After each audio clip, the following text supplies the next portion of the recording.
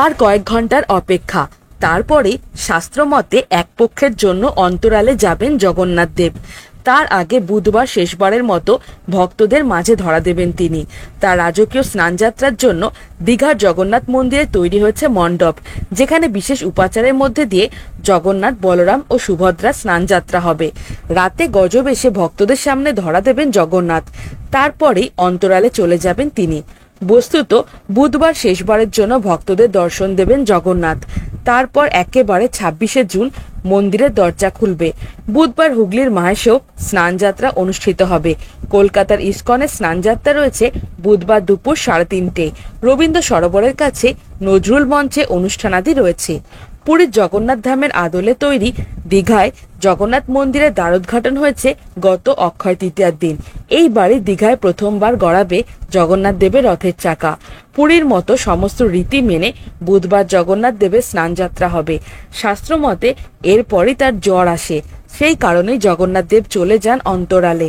এরপর রথযাত্রার আগের দিন পুনরায় আবির্ভূত হন তিনি। তারপরেই রথে চড়ে মাসির বাড়ির জন্য রওনা দেবেন তিনি। বুধবার দীঘায় জগন্নাথ মন্দিরেও স্নানযাত্রার আয়োজন হয়েছে। গোটা ব্যবস্থা তদারকি করছেন মন্দিরের দায়িত্বপ্রাপ্ত ইস্কনের সহসভাপতি রাধারমন দাস। তিনি বলেন, জগন্নাথ দেবের স্নানযাত্রা সূচনা হবে বুধবার সকাল 9টায়। ওই সময় এক এক করে মন্দির থেকে বাইরে আসবেন ভগবান। মন্দিরের উত্তরের দরজা থেকে বেরিয়ে অরুণ ধাম হয়ে পশ্চিম দিকে মাঠে থাকা মণ্ডপে প্রথমে নিয়ে যাওয়া হবে সুদর্শন চক্র। তারপরে যাবেন বলরাম, বোন সুভদ্রা এবং সবশেষে জগন্নাথ। তিনি জানান, সকাল 10:30টায় রীতি রেওয়াজ শুরু হবে। স্নানযাত্রার সময় বেলা 11টা। জগন্নাথ দেবের স্নানযাত্রার জন্য আগের থেকেই পবিত্র জল তৈরি করে রাখা থাকছে। সেই জল দিয়ে পঞ্চামৃতে তৈরি করে জগন্নাথ দেবের স্নানযাত্রা হবে। বেলা 12টায় স্নান শেষ করে ভগবান ভোগ দর্শন করবেন। এই পুরো কাজ সম্পন্ন করতে মঙ্গলবার থেকে ইস্কনের 25 জন সন্ন্যাসী দীঘার জগন্নাথ মন্দিরে হাজির হয়েছেন। মন্দির কর্তৃপক্ষ সূত্রে খবর, বুধবার শেষবার ভক্তদের সামনে ধরা দেবেন জগন্নাথ দেব। রাতে তার পোশাক বদল হবে। ওই সময় মন্দিরের ভিতরে গজব এসে দর্শন দেবেন ভগবান। বুধবার ভক্তদের সমাগম বেশি হলে রাতে নির্ধারিত সময়ের পরেও ভগবান দর্শনের জন্য মন্দিরের দ্বার খোলা থাকবে। তবে রাত 9টা পর্যন্ত জগন্নাথ দর্শনের সুযোগ পাবেন ভক্তরা। তারপর রথযাত্রার আগের দিন অর্থাৎ 26শে জুন পুনরায় মন্দিরের দরজা সাধারণের জন্য খুলে দেওয়া হবে। উল্লেখ্য, রথযাত্রায় রাজ্যের প্রতি বাড়িতে জগন্নাথের প্রসাদ পৌঁছে দিতে উদ্যোগী হয়েছে প্রশাসন। কলকাতা থেকে ফ্রিজার ভ্যানে প্রায় 300 কেজি খোয়া পৌঁছেছে দীঘার মন্দিরে।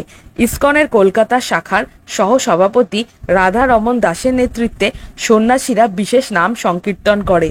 তথ্য সংস্কৃতি দফতরের উদ্যোগে স্থানীয় মহিলারা হলুদ কাপড়ে ঢাকা ডালায় খোয়ার বাক্সগুলি মন্দিরে নিয়ে যান। বিগ্রহের সামনে কাঁসার থালায় নিবেদন করে খোয়ার বিশেষ পুজো হয়। প্রসাদী খোয়ার বাক্সে প্রতিটি জেলার নাম সাঁটানো হয়ে গিয়েছে।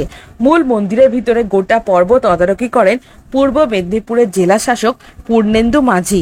সহযোগিতায় ছিলেন 2 অতিরিক্ত জেলা শাসক সৌভিক ভট্টাচার্য এবং নেহা আগরওয়াল এবং মহকুমা শাসক কাঁথি প্রতীক অশোক ধুমল।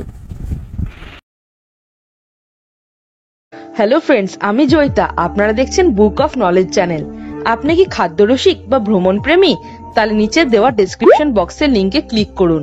আর রহস্য, এডুকেশন, অ্যাডভেঞ্চার রিলেটেড ভিডিও পেতে আমার চ্যানেলটিকে সাবস্ক্রাইব করুন। ভালো লাগলে অবশ্যই লাইক, কমেন্ট আর বন্ধুদের সাথে শেয়ার করুন।